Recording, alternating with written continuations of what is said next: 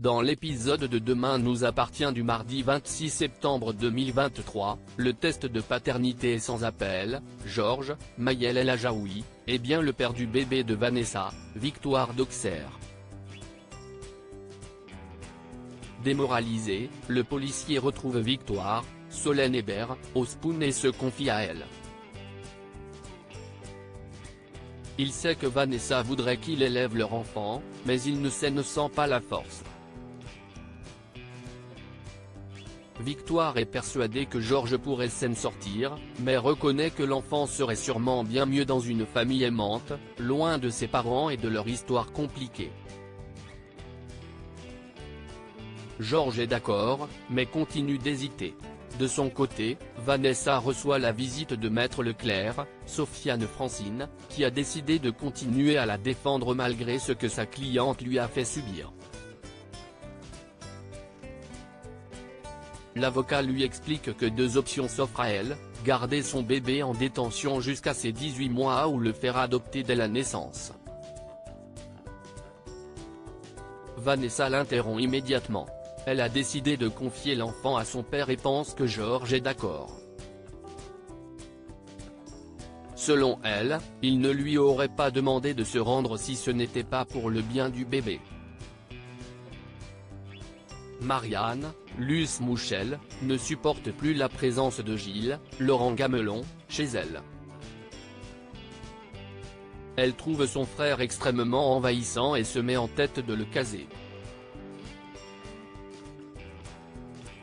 Gilles prétend ne pas avoir besoin d'une nouvelle compagne, mais Marianne sait comment convaincre son frère. Elle lui explique que Séverine, une de ses patientes, est une femme ravissante. Elle a perdu son mari il y a quelques années et se sent prête à refaire sa vie. Curieux, Gilles accepte de la rencontrer. Vince est retrouvé mort et Soisic se débarrasse de l'arme du crime dépêché sur le parking de l'hôpital. Sarah et Damien, Adrien Robe, découvrent un corps sans vie dans le coffre de la voiture de Soisic, Charlie Nune. Derrière le périmètre de sécurité, Nour, Sahel de Figueiredo, insiste pour que Sarah lui dise l'identité de la victime. La jeune policière refuse, mais Nour l'ignorait et s'introduit dans le périmètre. Il s'agit de Vince, le coach sportif avec qui elle a eu une liaison. De retour au commissariat, Sarah et Damien font le point sur les premières constatations du légiste.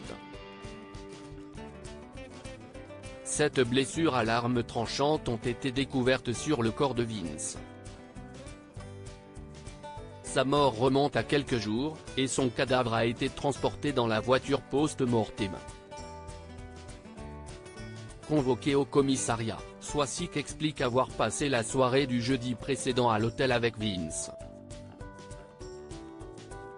Il est parti pendant qu'elle dormait et elle a décidé de rentrer chez François, Emmanuel Moire, à pied, ayant bu.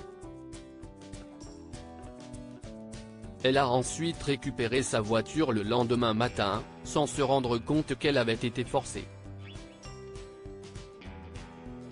Elle laisse ensuite échapper que ses clés de voiture avaient disparu, mais qu'elle ne n'est pas inquiétée et est passée chercher un double chez elle.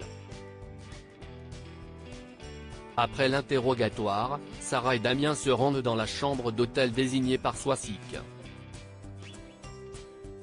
Ils y font la découverte de l'étui d'un coupe-papier, objet qui pourrait correspondre à l'arme du crime.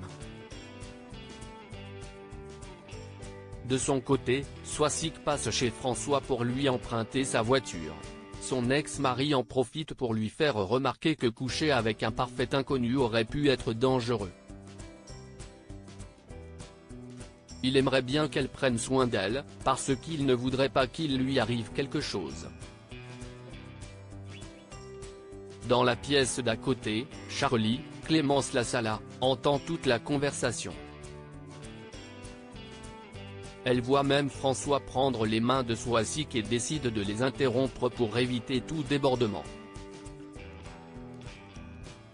Après le départ de Soisic, Charlie s'autorise quelques plaisanteries sur le corps découvert dans le coffre de sa voiture. François la remet à sa place. Au cabinet Perrault, Gabriel, Martin Mille, et Soraya, Kenza Saïbi-Couton, profitent de l'absence de Raphaël, Jennifer Loret, pour faire monter la température.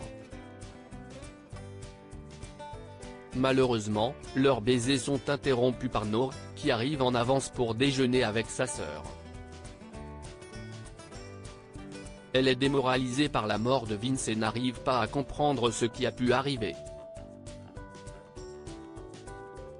Le coach sportif était un très bon ami et n'avait pas le profil d'un délinquant. Au commissariat, Damien et Nordine visionnent les images de vidéosurveillance de la façade de l'hôtel où Swasik et Vince ont passé la nuit. Ils voient sortir Vince peu après 2 h du matin, puis Swasik environ 10 minutes plus tard. Le médecin semble ranger quelque chose dans son sac. Le coupe-papier, peut-être. Au même moment, Swasik se gare dans un lieu isolé et jette le coupe-papier dans une benne à ordures.